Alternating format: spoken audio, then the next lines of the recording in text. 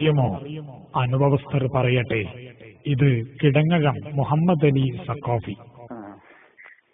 അപ്പോ ഈ ആക്സിഡന്റായിട്ടുള്ള ഇത് പറഞ്ഞു കഴിഞ്ഞാൽ ഇപ്പൊ അത് നമുക്കതിലുള്ള വെച്ചാല് സമസ്ത നേരത്തെ തീരുമാനത്തിന് നമ്മളിപ്പോ ഒരു പുതിയ തുടങ്ങണ്ടല്ലോ എന്നുള്ളതൊക്കെ ഞാൻ ഇങ്ങനെ അതിനെ കുറിച്ച് പറയാറുണ്ടായത്. അപ്പൊ അതാണ് നേരത്തെ നമ്മൾ പറഞ്ഞു കഴിഞ്ഞിരിക്കുന്നത്. അല്ല, ബദവി മക്കാമുമായി ബന്ധപ്പെട്ട് ഉസ്താദ് പറഞ്ഞു എന്നുള്ള ഒരു വിഷയം ഞാൻ അറിഞ്ഞു. അപ്പൊ അതിന്റെ സത്യാവസ്ഥ എന്താണെന്ന് അറിയാൻ വേണ്ടിയിട്ട്. ബദവി മക്കാമിന്റെ വിഷയം എന്ന് പറഞ്ഞു കഴിഞ്ഞാൽ നമ്മള് ആയുധനായിട്ട് ഇങ്ങനെ ഒന്ന് ബന്ധപ്പെട്ടു. അങ്ങനെ ബന്ധപ്പെട്ടപ്പോ മൂപ്പരിങ്ങനെ അവിടെ പൂനൂരുള്ള സമയത്താണ്. പിന്നെ പൂനൂരുള്ള സമയത്ത് വന്നപ്പോ അവിടുന്ന് എന്ത് ചെയ്യും, മൂപ്പര് സിയാറത്തിലൊന്നായിട്ട് പോകും. അപ്പൊ ഒരു ദിവസം പിന്നെ ഇങ്ങനെ ഓരോന്നിങ്ങനെ കേൾക്കല്ലേ നമ്മൾ, അത്ഭുതങ്ങൾ ഇങ്ങനെ കേൾക്കണം. അപ്പൊ എന്തെങ്കിലുമൊക്കെ ഉണ്ടോ എന്നിങ്ങനെ ഒരു സംശയം നമുക്ക് തോന്നിപ്പോയി. അങ്ങനെ ഒരു ദിവസം പിന്നെ ബദവി മക്കാമുക്ക് പോണ കൂട്ടത്തില് പോയി ഞങ്ങള്. ഞാൻ മാത്രല്ല വേറെയും കുറെ ആളുകളുണ്ട്, വലിയ പ്രമുഖരായ ആളുകൾ തന്നെ ഉണ്ട്. ഞാനാണെങ്കിൽ ഇതിന്റെ ഇടയ്ക്ക് ബദവി മക്കാമ് പോയിട്ടില്ല. അപ്പൊ ഒന്ന് അവിടെ സിയാറത്തും ചെയ്യാം. സിയാറത്ത് ചെയ്യാൻ അത്യാവശ്യം നല്ല ആയിക്കോട്ടെ, എന്നാ അതൊരു നല്ലതാണല്ലോ എനിക്കാണ് പോണത്. അങ്ങനെ എത്തിയപാടെ കുറച്ച് ആളുകളുണ്ട്. അങ്ങനെ ചെന്ന് പിന്നെ ആളുകളും കൂടെ ഇങ്ങനെ പ്രകൃതി ആദ്യം സാധാരണ തുടങ്ങിയ കുറച്ച് ഇതൊക്കെ പറയും. അങ്ങനത്തെ കുറെ ആളുകളെ ചരിത്രവും അതിന്റെ കൂട്ടത്തിൽ പിന്നെ മൂപ്പുറ വിഷയങ്ങളൊക്കെ ഇങ്ങനെ പറഞ്ഞിട്ട് ഇങ്ങനെ പോകലാം. അങ്ങനെ പറഞ്ഞുകൊണ്ട് നിൽക്കുന്ന സമയത്ത് ഒരു താഹ ഷെയ്ഖിന്റെ കഥ പറഞ്ഞു. താഹ ഷെയ്ഖിനെ താനൂര് കടപ്പുറത്തുനിന്ന് കണ്ടതും ഏറ്റി പോയതും അങ്ങനെ ആ ഏറ്റ് ആകാശത്തേക്ക് ഇങ്ങനെ പൊന്തിക്ക് പോയതൊക്കെ ഇങ്ങനെ കൊണ്ടുപോയതും അങ്ങനെ കുറെ സംഭവങ്ങൾ പറഞ്ഞു. പിന്നെ ആ കൂട്ടത്തിൽ പറഞ്ഞു ഈ ചില മഹാൻ പിന്നെ കടലില് 5 കിലോമീറ്റർ താഴെയാണ് നിലകൊള്ളുന്നത്. കടലില് 5 കിലോമീറ്റർ താഴെ കടലിലാണ് നിലകൊള്ളുന്നത്. ഈ കാണുന്ന സ്ഥലത്തല്ല മൂപ്പരുള്ളത്. അത്രയും വലിയ വിശാല ലോകത്ത് സ്ഥിതി ചെയ്യുന്ന ആളാണ് എന്നൊക്കെ പറഞ്ഞിട്ട് ഇങ്ങനെ പരാമർശം നടത്തി. പക്ഷെ ആ പരാമർശം നടത്തുമ്പോഴുള്ള അയാളെ ശൈലി എന്താ വെച്ച് കഴിഞ്ഞാൽ അതൊരു സത്യമാണെന്ന് വിശ്വസിക്കാൻ പറ്റുന്ന കുറെ പിന്നെ അവതരണങ്ങളാണ് മൂപ്പർക്ക് ഉണ്ടാക്കുക. അങ്ങനെയുള്ള ആത്മീയത പിന്നെ ആൾക്കാരൊപ്പം കൂടുള്ളൂ. മമ്പുറം, മടവൂർ മക്കാം കമ്മിറ്റികൾ ഉടൻ തന്നെ ഷെയ്ഖിനെ സമീപിച്ചാൽ കറക്റ്റ് പോയിന്റ് കിട്ടാൻ സാധ്യതയുണ്ട്. കാസർഗോഡും കോഴിക്കോടും ലക്ഷങ്ങളുടെ വിസ തട്ടിപ്പ് നടത്തി യുപിയിലേക്ക് വണ്ടി കയറിയത് എന്തിനായിരുന്നാവോ? അന്ന് ഇടനിലക്കാരായി പ്രവർത്തിച്ചവർ ഇപ്പോഴും സംഭവം അയവിറക്കുന്നുണ്ട്. മടവൂർ, മച്ചക്കുളം, പുല്ലാളൂർ, പാലക്ക്, തരപ്പാറ തുടങ്ങിയ പ്രദേശത്തുകാർക്കറിയാവുന്ന പച്ചയാഥാർത്ഥ്യങ്ങളാണ് ഇതെല്ലാം. ഏതായാലും അന്തോണ മുസ്ലിം തങ്ങളെയും ചില അശ്വനിമാരെയും ഓർക്കുന്നത് നന്നായിരിക്കും. ഇതെല്ലാം പുറത്താകുമെന്ന് ഭയന്ന് താങ്കൾ കുരുവട്ടൂരിലെ പ്രഭാഷണങ്ങളിൽ ഇപ്പോൾ തന്നെ മുൻകൂർ ജാമ്യം എടുത്തു തുടങ്ങിയത് ഞങ്ങൾ അറിഞ്ഞിട്ടില്ലെന്ന് ധരിക്കേണ്ട. ബഡായി പറയുമ്പോൾ തന്നെ ശ്രദ്ധിച്ചാൽ മതിയായിരുന്നല്ലോ. അടുത്ത വെല്ലുവിളി ഇങ്ങനെ കേൾക്കാം. കുറ്റ്യസൻ മുസ്ലിയാർ അടുത്തേക്ക് അതാ ആലുവ ത്വരീഖത്തിന്റെ ഏജന്റിന്റെ ഖലീഫന്റെ അടുത്തേക്ക് ആളെ പറഞ്ഞേച്ചു. തെളിയിക്കത്. ചൂടാകാതെ സാർ, ഒരു സെക്കൻഡ്. അനുഭവം സെയ്ദലവി സഖാഫി പുളിയക്കോട് പറയട്ടെ. ഞാൻ പുളിയക്കോട് സെയ്ദലവി സഖാഫി എന്ന് പറയുന്ന ആളാണ്. ഞാൻ മുക്കം കുമാനല്ലൂർ എന്ന് പറയുന്ന സ്ഥലത്ത് മദ്രസ വദ്യനായിട്ട് ജോലി ചെയ്തിരുന്നു. അവിടെ ആഫ്രി എന്ന് പറയുന്ന ഒരു വ്യക്തി കുറിച്ച് കൊണ്ട് കുറെ സക്കാഫിമാര് വലിയ എന്നൊക്കെ പറഞ്ഞിട്ട് വലിയ കറാമത്തൊക്കെ ഉണ്ട് എന്ന് പറഞ്ഞിട്ട് ഇങ്ങനെ പ്രചാരണം നടക്കുകയുണ്ടായി. അങ്ങനെ ഞാൻ 3-4 പരിപാടിയിൽ പങ്കെടുത്തിട്ടുണ്ടെങ്കിൽ ഞാനതിന്റെ ആളൊന്നും ആയിട്ടില്ല. അങ്ങനെ ആളുകൾ ഇങ്ങനെ എന്റെ കൂടെ വന്നപ്പോൾ ഞാൻ കൂടെ അങ്ങനെ പോയിട്ടേ ഉള്ളൂ. അങ്ങനെ ഞാൻ ജോലി ചെയ്യുന്ന സ്ഥലത്ത് ആ മല്ലത്തിന്റെ സെക്രട്ടറി അനിയൻ സിദ്ദീഖാണ് അദ്ദേഹത്തിന്റെ പേര്. അദ്ദേഹത്തിന്റെ കയ്യുമൽ ഒരു ചൊറി ഇങ്ങനെ ബാധിച്ചു. അങ്ങനെ പല ചികിത്സ നടത്തിയിട്ട് ഫലം കിട്ടാതെ ആയപ്പോ ആസിഡിന്റെ അടുത്ത് ചെന്ന് പറഞ്ഞപ്പോ ആസിഡ് പറഞ്ഞു അതിനുള്ള മരുന്ന് കീശ്ശേരി കുറ്റ്യസൻ മുസ്ലിം എന്ന് പറയുന്ന വ്യക്തിന്റെ അടുക്കലുണ്ട്. അദ്ദേഹം ഷുഗർ നബിയെ കണ്ട് മുസാഫാത്ത് ചെയ്ത ആളാണ്. അതിനുള്ള പരിഹാരം അവിടെ പോയാൽ കിട്ടുമെന്ന് ഈ സിദ്ദീഖിനോട് പറഞ്ഞു. അങ്ങനെ സിദ്ദീഖിനോട് അയാളെ വീട് എവിടെയെന്നൊക്കെ അന്വേഷിക്കുകയും അപ്പൊ ഞാൻ വഴിയൊക്കെ പറഞ്ഞു കൊടുത്തു.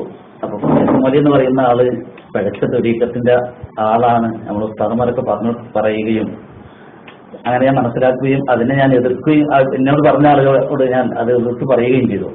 അപ്പൊ എന്റെ കൂടെ ഉണ്ടായിരുന്ന 2 സക്കാഫിയും, ഒരാൾ മുബശ്ശിർ സക്കാഫി എന്ന് പറയും, മറ്റത് പാലപ്പറ്റ നൗഷാദ് സക്കാഫി. അപ്പൊ അവര് പറഞ്ഞു, നമ്മുടെ അസുഖം വന്നു കഴിഞ്ഞാൽ പിന്നെ ആ മുസ്ലിങ്ങൾ അടുക്കൽ പോകലുണ്ടല്ലോ, ഒന്ന് പോയി കൊടുക്കി എന്ന് പറയുകയും അങ്ങനെ സെക്രട്ടറി അന്ന് എന്റെ ഡ്യൂട്ടി നിർവഹിക്കാൻ വേണ്ടി ബാങ്കിന്റെ ഉത്തരവാദിത്വം ഉള്ളത് കൊണ്ട് ഞാനത് നിർവഹിച്ചാൽ നിങ്ങളൊന്ന് ഒരു സഹായത്തിന് വേണ്ടി പോയി കൊടുക്കി എന്ന് പറയുകയും ഞാനങ്ങനെ പോയി കൊടുത്തു. അങ്ങനെ കുട്ടിയസൻ മുസ്ലിയുടെ വീട്ടിൽ ചെന്നു. അദ്ദേഹം നിങ്ങൾ എന്തിനാ വന്നതെന്ന് ചോദിച്ചപ്പോൾ സിദ്ദീഖ് എന്ന് പറഞ്ഞ വ്യക്തി ഞാൻ ആസിഡ് പറഞ്ഞയച്ചതാണ് എന്ന് പറയുകയും നിങ്ങൾ കന്നാസും തരും പാത്രം വല്ലതും കൊടുത്തിട്ടുണ്ടോ, വെള്ളാണ് ഇവിടുത്തെ മരുന്ന് എന്ന് പറയുകയും ചെയ്തു. അങ്ങനെ പാത്രമൊന്നും എടുക്കാതായപ്പോ ഞങ്ങള് ഈശ്വരി മുഹമ്മദ് മുസ്ലിം എന്ന് പറയുന്ന ആളെ അന്ന് അദ്ദേഹം മരിക്കുന്ന ഒരാഴ്ച മുന്നേ ഞങ്ങളവിടെ ഈ സമയത്ത് അവിടെ പോയി. അപ്പോൾ സിദ്ദീഖ് എന്ന് പറയുന്ന വ്യക്തി വന്നാണ് മൂലരെ കണ്ടിട്ട് നമുക്കൊന്ന് കാണും ചെയ്യാം, പാത്രം വാങ്ങുകയും ചെയ്യാന്ന് പറഞ്ഞു. അങ്ങനെ ഞങ്ങൾ അദ്ദേഹം കാണുകയും ഞങ്ങൾ അങ്ങനെ അങ്ങാടി പോയി ഒരു കന്നാസ് വാങ്ങി ഇദ്ദേഹത്തിന്റെ അടുത്ത് വന്നു. അങ്ങനെ അദ്ദേഹം പറഞ്ഞു, നിങ്ങൾ 4-5 പ്രാവശ്യം ഇവിടെ വരേണ്ടി വരും എന്ന് പറഞ്ഞു. അങ്ങനെ അദ്ദേഹം വെള്ളം മന്ത്രിച്ചു കൊടുത്തു. അങ്ങനെയാണ് സംഭവം ഉണ്ടായിട്ടുള്ളത്. ഞാൻ അങ്ങനെ ഒരു വഴി കാണിക്കാൻ വേണ്ടി ആവശ്യപ്പെട്ടപ്പോൾ ഞാൻ അങ്ങനെ അവിടെ പോയതാണ്. അല്ലാതെ ഞാൻ അദ്ദേഹത്തിന്റെ ആളൊന്നും ആയിട്ടില്ല. ജോലി ചെയ്യുന്ന സ്ഥലത്ത് അവരൊക്കെ നിർബന്ധിച്ചപ്പോൾ ഞാൻ അങ്ങനെ ഒരു നിർബന്ധ ഘട്ടത്തിൽ ഞാൻ അങ്ങനെ പോയതാണ്. കുട്ടി ഹസൻ മുസ്ലിയാരെ കുറിച്ച് ദുആക്ക് ഇജാബത്തുള്ള ആളാണെന്നും അദ്ദേഹത്തിന് എളിയ ഹിദ്മത്തെടുത്താൽ തന്നെ പരലോകം രക്ഷപ്പെടുമെന്നും മർക്കസ് വിദ്യാർത്ഥികളോട് പറഞ്ഞത് ഷെയ്ഖ് ഓർക്കുന്നുണ്ടാവണം. ഞങ്ങൾ നേരിട്ട് ചെന്ന് ആലുവയുടെ ഖലീഫ കുട്ടി ഹസൻ മുസ്ലിയാരോട് കുരുവട്ടൂരുമായുള്ള ബന്ധത്തെക്കുറിച്ച് ചോദിച്ചു. സലാം പറഞ്ഞേക്കാറുണ്ടെന്നും ദുആ ചെയ്യിപ്പിക്കാൻ ആളെ വിടാറുണ്ടെന്നും നല്ല ബന്ധമാണെന്നും വീട്ടിൽ വരാറുണ്ടെന്നും ഖലീഫ സാക്ഷ്യപ്പെടുത്തി. അടുത്ത ബന്ധമില്ലാതെ സഹോദരിയുടെ വിവാഹത്തിന് താങ്കൾ ഖലീഫയെ ക്ഷണിക്കില്ലല്ലോ. നൗഷാദിനെ മനസ്സിലാകുന്നുണ്ടോ? ഇനി വെളിയങ്കോട് ഉമർ ഖാലിയുടെ ഖബറിൽ നിന്ന് കിതാബ് പൊങ്ങി വന്നത് നേരിൽ കണ്ടു എന്ന് പറയുന്ന മുരീദ് അൻവരി ചോദ്യം വന്നപ്പോൾ ഉരുളുന്നത് കേൾക്കുക.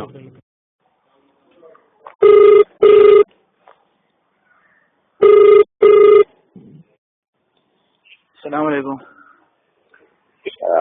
അൻവർ ഉസ്താദല്ലേ? ഇത് നമ്മളോട് ഇക്കുമാൻ സുബൈർ പറഞ്ഞില്ലേ ഒരാൾ വിളിക്കുന്നു, അതൊക്കെ അത് കറാമത്തിന്റെ പറഞ്ഞില്ലല്ലോ ഇവിടുന്ന് പുല്ലാളൂരിന്ന്.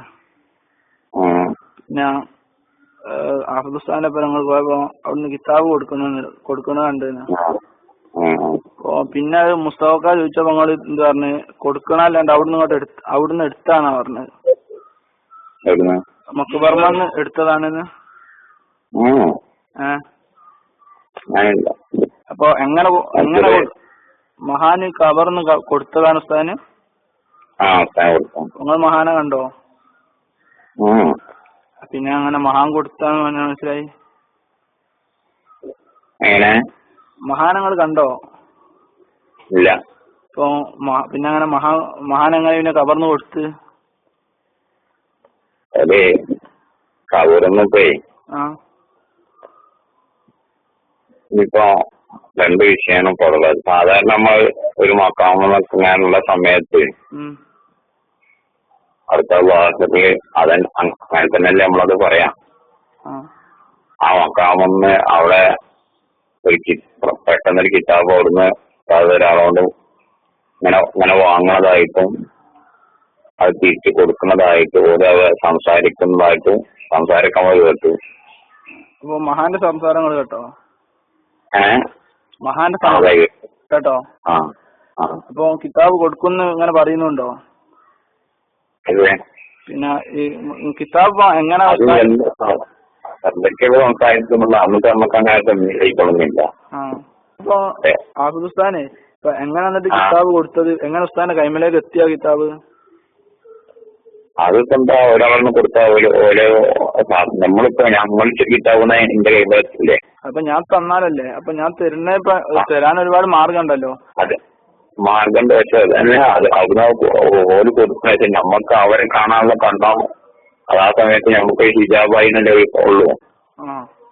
അപ്പൊ കിതാബ് ഇപ്പൊ നിങ്ങൾ ഖബറിന്റെ ഉള്ളിൽ നിന്ന് ഇങ്ങോട്ട് വന്നതോ അല്ലെ ഖബറിന്റെ മുകളിൽ നിന്ന് കിട്ടിയതോ? അപ്പൊ അങ്ങനെ നിങ്ങളെങ്ങനെ കണ്ടത്? അവിടെ ആ മക്കാമ നമുക്കറിയാലോ, അവിടുന്ന് ആ കിതാബിന് അവിടെ ഉണ്ടായിട്ടില്ല. അതായിരുന്നു. അപ്പം അവിടെ അങ്ങനെ കിതാബാരും വെച്ച് വാങ്ങലല്ലോ. അത് ചെലപ്പോ ആരോ വെച്ച് മറന്നതൊക്കെ കാണുമെങ്കിലോ ജിയാറത്തിന് വന്നാല് അതിനോട് കാണില്ലേ? അപ്പൊ ഉസ്താദ് എടുത്തില്ലേ? ഉസ്താദൊക്കെ തിരിച്ചു കൊടുത്തല്ലോ. തിരിച്ചു കൊടുത്തല്ലോ. മഹാൻ തന്നെ. അതങ്ങനെ തിരിച്ചെടുത്തു. എങ്ങനെ കൊടുക്കണോ വേണ്ട? അങ്ങോട്ട് കൊടുക്കും. അതപ്പോ നിങ്ങളെ എന്താ പറയാ, നിങ്ങളെ അത് ആ മഹാന് കൊടുക്കണതും വാങ്ങണതും അവിടുത്തെ രൂപത്തെ കുറിച്ച് അങ്ങനെ ചോദിക്കാം. അത് നിങ്ങള് പോലെ ആ ഒരു ലോകത്തിനെ കുറിച്ചുള്ള ചെറിയൊരു അറിവുകളോടാണ് നിങ്ങൾക്ക് ഇപ്പൊ അത്രയും പന്തിക്കേറെന്ന് തോന്നുന്നത്. അല്ല, നമുക്ക് വലിയതൊന്നും ഇല്ല. അപ്പൊ അതുകൊണ്ടാണ് അത്രേ ഉള്ളൂ. അത് അങ്ങനെ തന്നെ ഉള്ളൂ. ഇപ്പൊ പിന്നെ ഇവിടെ അഹമ്മദിന്റെ റസൂലുള്ള കയ്യെടുത്ത് അല്ലേ? അപ്പൊ നിങ്ങൾ അത് എല്ലാവരും സംസാരിച്ചപ്പോ പിന്നെ നൗഷാദ് ഹുസൈൻ പറഞ്ഞല്ലോ എന്തെന്ന് ഷംസുല്ല മറുപടി പോയപ്പോ സലാം പറഞ്ഞത് കൂടെ അങ്ങ് ശിഷ്യന്മാര് കേട്ടിരുന്നു പറഞ്ഞല്ലോ. അപ്പൊ അത് അങ്ങനെയൊക്കെ അത് ഒരു കാര്യം എല്ലായിടത്തും ഒരു ഇത്തിഫാക്കായിക്കോളുന്നു. നമ്മൾ പറഞ്ഞപ്പോ മൂപ്പരെ കണ്ടില്ല, സംസാരം കേൾക്കുന്നേ പറഞ്ഞില്ലേ. കേൾവി നമുക്ക് അവിടുത്തെ സംസാരത്തിന് കേൾവിക്ക് നമുക്ക് അവിടുന്ന് അവസരം കാഴ്ച കിട്ടിയില്ല. ഇതൊക്കെ ചിലത് എല്ലാവർക്കും എല്ലാം ഒത്തുനേരം ചേട്ടൻ ചിലത് തീരെ ഒത്തിരാന്നും വരും. ഇതൊക്കെ ഈ മേഖലയിൽ അങ്ങനെയൊക്കെ പറയുള്ളൂ. അപ്പൊ കിതാബ് ഇപ്പൊ നിങ്ങൾ കിതാബ് പാടുന്ന നിങ്ങളിപ്പം കണ്ട് പാടുന്ന അപ്രത്യക്ഷമാണ് ഉസ്താദ് വെക്കുന്നതോടുകൂടി. അതെ അതെ. അപ്പൊ കിതാബില്ലാതെ പെട്ടെന്ന് കിതാബ് പ്രത്യക്ഷപ്പെടുകയും ചെയ്ത്. അതെ അതെ. അപ്പൊ നിങ്ങളിപ്പോ ഫസ്റ്റ് തുടക്കത്തിൽ സ്വാഗത പ്രസംഗത്തിൽ നിങ്ങൾ അധ്യക്ഷം വഹിച്ചില്ല. നിങ്ങളന്ന് പുല്ലാടിന് ഉസ്താദിന്റെ നൗഷാദിന്റെ ഉസ്താദിന്റെ മുന്നേ നിങ്ങളതിനെ പ്രസംഗിച്ചത്. അപ്പൊ നിങ്ങൾ പറഞ്ഞത് മഹാനവറുകൾ കൊടുക്കുന്ന ഞാന് നിങ്ങളെ മുമ്പിലിരിക്കുന്നവരെ കാണുമ്പോൾ എന്റെ കണ്ണുകൊണ്ട് കണ്ടെന്നല്ലേ എന്ന് ഉസ്താദ് പറഞ്ഞത്. അപ്പൊ കൊടുക്കണപ്പോ നിങ്ങൾ കാണാനുള്ള കഴിവ് നമുക്ക് ഉണ്ടായില്ല എന്നല്ലേ നിങ്ങൾ പറഞ്ഞത്. അതാ പിന്നെ ഞാൻ പറഞ്ഞത് മക്കാമ നിർത്താനൊക്കെ അവിടെ കിതാബ് മുമ്പ് ഇല്ല. ആ കിതാബിന് അവിടെ ഉണ്ടായിട്ടില്ല. അപ്പൊ അവിടുന്ന് ഒരു കിതാബ് ഒരാളെ ഇങ്ങനെ വാങ്ങണത് പോലെ പിടിക്കുന്നു, അത് തിരിച്ചു കൊടുക്കുന്നത്. നമ്മൾ അതിന്റെ അപ്പുറം അങ്ങനത്തെ കാഴ്ച നമുക്ക് കിട്ടുന്നു. അപ്പൊ അതന്നെ നമ്മളെ മക്കാമന് കൊടുക്കുകയല്ലേ. ഇനി സുന്നി ഗ്ലോബൽ വോയിസിന്റെ അനുഭവം കോട്ടൂർ ഇബ്രാഹിം സഖാഫി പറയട്ടെ. അന്ന് കൂട്ടത്തിലെടുത്ത തീരുമാനം എന്താ? സമസ്ത കേരള ജംഇയ്യത്തുൽ ഉലമ ഈ വിഷയത്തിൽ നമുക്കൊരു തീരുമാനം പറഞ്ഞു തരാൻ വേണ്ടി